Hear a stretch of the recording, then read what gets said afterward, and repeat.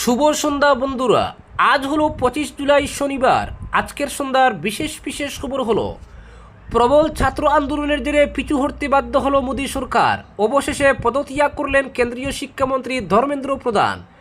ককরোচের জয়, পদত্যাগ করতেই হলো ধর্মেন্দ্রকে। গোটা দেশে প্রতিবাদের মুখে অবশেষে নতি স্বীকার কেন্দ্রীয় সরকারের। শিক্ষামন্ত্রী ধর্মেন্দ্রর ইস্তফাতেও মিলল না স্বস্তি। ফের রণক্ষেত্র দিল্লির যন্তর মন্তর। হাইলাকান্দির জয়কৃষ্ণপুর বাজারে ভয়াবহ অগ্নিকাণ্ডে ছাই 25টি দোকান। উজান আসামের বন্যা দুর্গতদের জন্য 1 কোটি টাকার সহায়তা ঘোষণা মুস্তাক আনফরের। ইটখোলা মালুগ্রাম ঘনিয়েলা সড়ক মেরামতে বিলম্ব, উদ্বেগ জনতার। দ্রুত কাজ শুরুর দাবিতে গঠিত মনিটরিং কমিটি। অতিরিক্ত মদ মাদক সেবনের জের লন্ডনের হৃদরোগে মৃত্যু সৌদি রাজপুত্রের। অনুমতি ছাড়া আদালতের কার্যক্রমের ভিডিও পোস্ট নয়, সুপ্রিম কোর্টের নির্দেশ। এবং সর্বশেষ খবরটি হলো উদারবন্দে শীঘ্রই মডেল ডিগ্রি কলেজ, রাজদীপকে আশ্বাস শিক্ষামন্ত্রী পেগুর। এবারে শুনুন বিস্তারিত খবর। ককরোচ জনতা পার্টির আন্দোলনের চাপে ইস্তফা দিলেন কেন্দ্রীয় শিক্ষামন্ত্রী ধর্মেন্দ্র প্রধান। নিটের প্রশ্নফাঁস এবং শিক্ষাক্ষেত্রে দুর্নীতির অভিযোগে প্রথম থেকেই তার পদত্যাগের দাবি জানিয়েছিল সিজেপি। বলা হয়েছিল মন্ত্রীর ইস্তফা ছাড়া কোনো শর্তেই তারা আন্দোলন প্রত্যাহার করবে না। এ বিষয়ে কোনো বোঝাপড়া চলবে না, দুর্নীতির দায় মন্ত্রীকে নিতে হবে। এ বিষয়ে সরকারের সঙ্গে সিজেপির প্রতিনিধিদের 2 দফা বৈঠক হয়েছে, কিন্তু আন্দোলনকারীরা দাবিতে অনড় ছিলেন। আজ বিকেলে 3য় দফার আলোচনা হওয়ার কথা ছিল, তার আগেই ইস্তফা দিলেন কেন্দ্রীয় শিক্ষামন্ত্রী ধর্মেন্দ্র প্রধান। ধর্মেন্দ্র জানিয়েছেন তিনি প্রধানমন্ত্রী নরেন্দ্র মোদীর কাছে ইস্তফাপত্র পাঠিয়েছেন। সূত্রের খবর, প্রধানমন্ত্রী নিয়ম অনুযায়ী তা রাষ্ট্রপতির কাছে পাঠান। রাষ্ট্রপতি সেই ইস্তফাপত্র গ্রহণ করেছেন। সিজেপির তরফে মোট 3টি দাবি সরকারের কাছে রাখা হয়েছিল। তার মধ্যে প্রথম দাবি ছিল কেন্দ্রীয় শিক্ষামন্ত্রীর ইস্তফা। এছাড়া আন্দোলনকারীদের বিরুদ্ধে আইনি পদক্ষেপ না করার নিশ্চয়তা এবং নিটের প্রশ্নভাসে আত্মঘাতী পড়ুয়াদের পরিবারকে 1 কোটি টাকা ক্ষতিপূরণের নিশ্চয়তা চাওয়া হয়েছিল। দ্বিতীয় এবং তৃতীয় দাবিটি সরকার মেনে নিলেও 1 নম্বর দাবি শুক্রবার পর্যন্ত মানা হয়নি। কেন্দ্রের তরফে জেপি নাড্ডা এবং জিতেন্দ্র সিং জানিয়েছিলেন আজ বিকেল 3:30 নাগাদ ফের তারা ককরোচদের সঙ্গে আলোচনায় বসবেন। তার 1.5 ঘন্টা আগেই সিজেপির প্রধান দাবি মান্যতা পেল।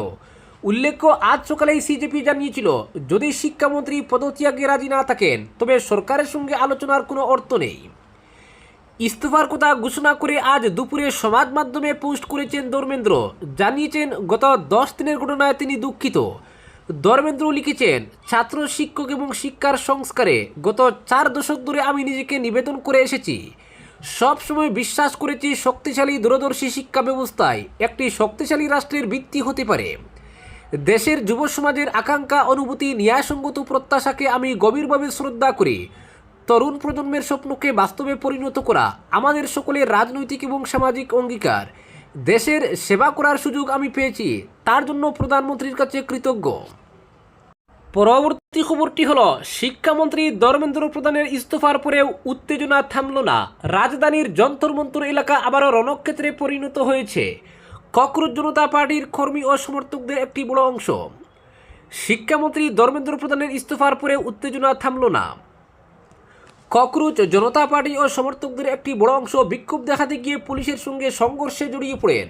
প্রায় আধা ঘন্টা ধরে বিক্ষোভকারীরা পুলিশের দিকে পাথর ছুড়তে থাকেন। এতে একাধিক পুলিশ কর্মী আহত হয়েছেন। পরিস্থিতি নিয়ন্ত্রণে আনতে পুলিশকে লাঠিচার্জ ও টিয়ার গ্যাস ব্যবহার করতে হয়। ঘটনাটি ঘটেছে ধর্মেন্দ্রর ইস্তফার কিছু সময় পরেই। অনেকে আশা করেছিলেন তার পদত্যাগের পর উত্তেজনা কমবে, কিন্তু বাস্তবে দেখা গেল উল্টো ছবি। যন্তর মন্তরে জড়ো হওয়া বিক্ষোভকারীরা বিভিন্ন দাবিতে স্লোগান দিতে থাকেন। প্রথম দিকে শান্তিপূর্ণভাবে শুরু হলেও ধীরে ধীরে পরিস্থিতি উত্তপ্ত হয়ে ওঠে। সিজেপির কিছু স্বেচ্ছাসেবক বিক্ষোভকারীদের শান্ত করার চেষ্টা করেন। তারা মাইক্রোফোনে অনুরোধ করেন, আমরা শান্তিপূর্ণ প্রতিবাদ করছি, কেউ উস্কানিতে পা দেবেন না। কিন্তু কিছু উত্তেজিত যুবক তাদের কথা না শুনে পুলিশের দিকে পাথর ছুড়তে শুরু করেন। প্রায় 30 মিনিট ধরে এই পাথর ছোড়াছুড়ি ছিলে। পুলিশ কর্মীরা ডাল হেলমেট নিয়ে দাঁড়িয়েছিলেন। কয়েকজনের মাথায়, হাতে পায়ে আঘাত লাগে। আহতদের দ্রুত হাসপাতালে নিয়ে যাওয়া হয়। পরিস্থিতি আরও খারাপের দিকে যাওয়ায় পুলিশ প্রথমে ওয়াটার ক্যানন ছুড়ে, তারপর লাঠিচার্জ করে এবং অবশেষে টিয়ার গ্যাস ব্যবহার করে বিক্ষোভকারীদের ছত্রভঙ্গ করে দেয়। দুয়ায় চারদিক ডেকে যায়। বিক্ষোভকারীরা ছুটোছুটি করে রাস্তা ছেড়ে চলে যান। স্থানীয় বাসিন্দা ও দোকানদাররা এই ঘটনায় আতঙ্কিত হয়ে পড়েন। পরবর্তী খবরটি হলো, উজান আসামের বন্যা দুর্গত মানুষের পাশে দাঁড়াতে 1 কোটি টাকার আর্থিক সহায়তার ঘোষণা করেছেন হুজাইর সুগন্ধি ব্যবসায়ী এবং রাজ্য জমিয়তের সভাপতি মুস্তাক আনফর। বদরুদ্দিন আজমলের পর এবার মুস্তাক আনফরও বন্যা দুর্গতদের জন্য সহায়তার হাত বাড়িয়ে দেন। বর্তমানে দুবাইয়ে অবস্থানরত আনফর বন্যা পরবর্তী পরিস্থিতি নিয়ে গভীর উদ্বেগ প্রকাশ করে এই আর্থিক সহায়তার ঘোষণা করেন। তিনি জানান, আনফর ফাউন্ডেশন এবং জমিয়তের যৌথ উদ্যোগে এই 1 কোটি টাকার সহায়তা বন্যা কবলিত মানুষের মধ্যে বিতরণ করা হবে। এছাড়া উজান আসামের বন্যা দুর্গতদের পাশে দাঁড়াতে সামর্থ্য অনুযায়ী এগিয়ে আসার জন্য সকল রাজনৈতিক দল, সামাজিক সংগঠন এবং স্বেচ্ছাসেবী প্রতিষ্ঠানগুলোর প্রতি আহ্বান জানান মুস্তাক আনফর। পরবর্তী খবরটি হল, হাইলাকান্দি জেলার লালা থানার অন্তর্গত জয়কৃষ্ণপুর বাজারে শুক্রবার গভীর রাতে ভয়াবহ অগ্নিকাণ্ডে অন্তত 20 থেকে 25টি দোকান সম্পূর্ণ পুড়ে ছাই হয়ে গেছে। প্রাথমিকভাবে কয়েক লক্ষাধিক টাকার ক্ষয়ক্ষতির আশঙ্কা করা হচ্ছে।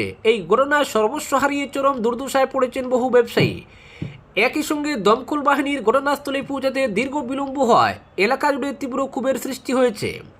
স্থানীয় সূত্রে জানা গেছে, শুক্রবার রাত প্রায় 1টার দিকে বাজারের একটি দোকানে আগুনের সূত্রপাত হয়। মুহূর্তের মধ্যে আগুন আশপাশের দোকানগুলিতে ছড়িয়ে পড়ে এবং অল্প সময়ের মধ্যে বাজারের এক সারির 20 থেকে 25টি দোকান আগুনে ভস্মীভূত হয়।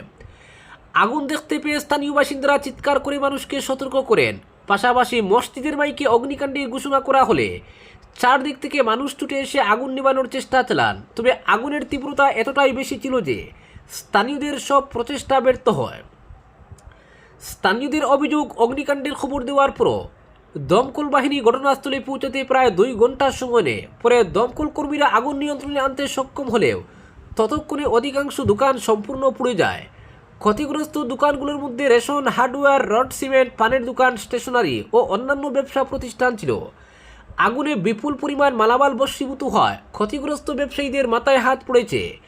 এলাকাবাসীর দাবি, জয়কৃষ্ণপুর বাজারে এর আগে এত বড় অগ্নিকাণ্ডের ঘটনা ঘটেনি। পরবর্তী খবরটি হলো, অতিরিক্ত মদ মাদক সেবনের জের লন্ডনের হৃদরোগে মৃত্যু সৌদি রাজপুত্রের। একসঙ্গে বিভিন্ন ধরনের মদ, মাদক এবং চিকিৎসকের পরামর্শে নেওয়া ওষুধ খেয়ে মৃত্যু হয়েছে 29 বছর বয়সী সৌদি রাজপুত্র আবদুল্লাহ ইবনে ফাহাদ ইবনে আবদুল্লাহ ইবনে আব্দুল আজিজ ইবনে জালাবি আল সৌদের। লন্ডনের একটি বিলাসবহুল হোটেলে এই ঘটনা ঘটে। গত বছর 25 নভেম্বর কিংস্টনের ম্যারিয়ট হোটেলে হৃদরোগে আক্রান্ত হয়ে মৃত্যু হয় তার।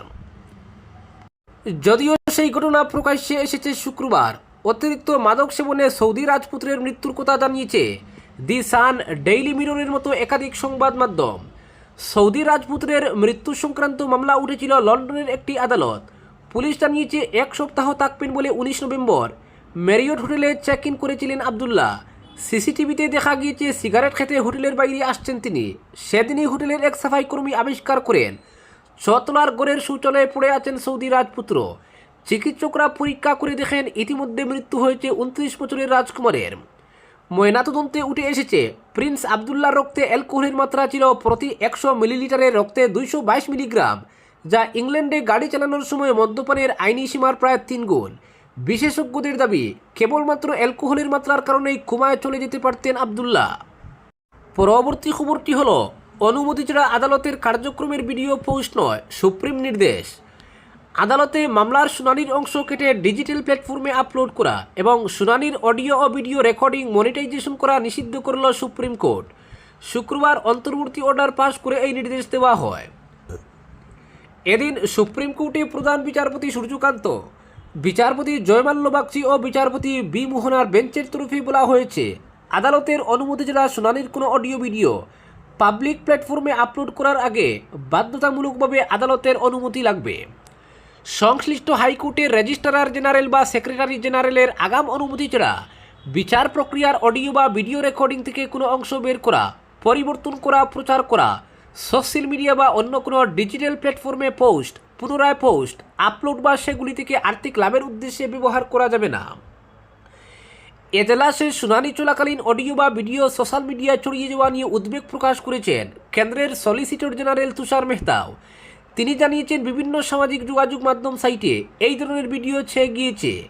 আইনজীবীরা কীভাবে সওয়াল করছেন তাও দেখানো হচ্ছে। একথা শুনে বিচারপতি বাগচির মন্তব্য, জুলি থেকে বাঘ বেরিয়ে পড়েছে, এখন আর তাকে নিয়ন্ত্রণ করতে পারবো না। আদালতে যেসব মামলার শুনানি ভার্চুয়ালি হয় সেখানেও রাশ টানার কথা জানান বিচারপতি। অভিযোগ, ওইসব ভার্চুয়াল শুনানির লিঙ্ক নির্বিচারে ছড়িয়ে পড়েছে সোশ্যাল মিডিয়ায়। এ বিষয়ে মেটা, এক্স এবং অন্যান্য সোশ্যাল মিডিয়ার প্ল্যাটফর্মকেও নোটিশ দিয়েছে সুপ্রিম কোর্ট। পরবর্তী খবরটি হলো, উদারবন্দে হচ্ছে নতুন মডেল ডিগ্রি কলেজ। উদারবন্দের বিধায়ক রাজদীপ গোয়ালাকে একথা জানান রাজ্যের শিক্ষামন্ত্রী রনজ পেগু। উদারবন্দের শিক্ষার পরিকাঠামোগত উন্নয়নের জন্য বিধায়ক রাজদীপ গোয়ালা গত কয়েকদিন থেকে রাজ্যের মুখ্যমন্ত্রী ডক্টর হিমন্ত বিশ্ব শর্মা ও শিক্ষামন্ত্রী রনজ পেগুর সঙ্গে দেখা করেছিলেন। বিধায়ক রাজদীপ উদারবন্দ বিধানসভা কেন্দ্রের শিক্ষার পরিকাঠামো উন্নয়নের জন্য বিভিন্ন স্কুল কলেজের ব্যাপারে বিস্তারিত আলোচনা করেন। শিক্ষামন্ত্রী পেগুর হাতে কয়েক দফা দাবি সংবলিত একটি স্মারকপত্র তুলে দেন তিনি। স্মারকপত্রে উল্লেখ ছিল, উদারবন্দের বিভিন্ন এমই স্কুলকে হাই স্কুল ও হাই স্কুলগুলোকে হায়ার সেকেন্ডারি স্কুলে রূপান্তরিত করা, উদারবন্দের জগন্নাথ সিং জুনিয়র কলেজে বিজ্ঞান ও বাণিজ্য বিভাগ চালু করা। এছাড়াও স্মারকপত্রে উদারবন্দে একটি নতুন মডেল ডিগ্রি কলেজ স্থাপন করার দাবি শিক্ষামন্ত্রীকে জানান রাজদীপ। এর পরিপ্রেক্ষিতে শিক্ষামন্ত্রী ডক্টর পেগু বিধায়ক রাজদীপকে উদারবন্দে একটি নতুন মডেল ডিগ্রি কলেজ স্থাপন করতে সহমত জানান। আগামী কিছুদিনের মধ্যেই এর কাজ শুরু করার কথাও জানান শিক্ষামন্ত্রী।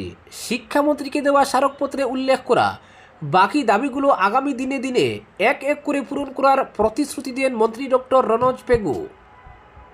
রাজদীপ গোয়ালা জানান, উদারবন্দবাসী তাকে প্রতিনিধি নির্বাচন করে বিধানসভায় পাঠিয়েছেন, ফলে তিনি উদারবন্দের উন্নয়নের ব্যাপারে সবসময় বিধানসভায় আওয়াজ তুলবেন। এছাড়া উদারবন্দের উন্নয়নের ধারা অব্যাহত রাখতে বিভিন্ন উন্নয়নমূলক প্রকল্প এনে তা বাস্তবায়ন করাই তার প্রধান লক্ষ্য। আজকের বিশেষ সংবাদ এখানেই সমাপ্ত।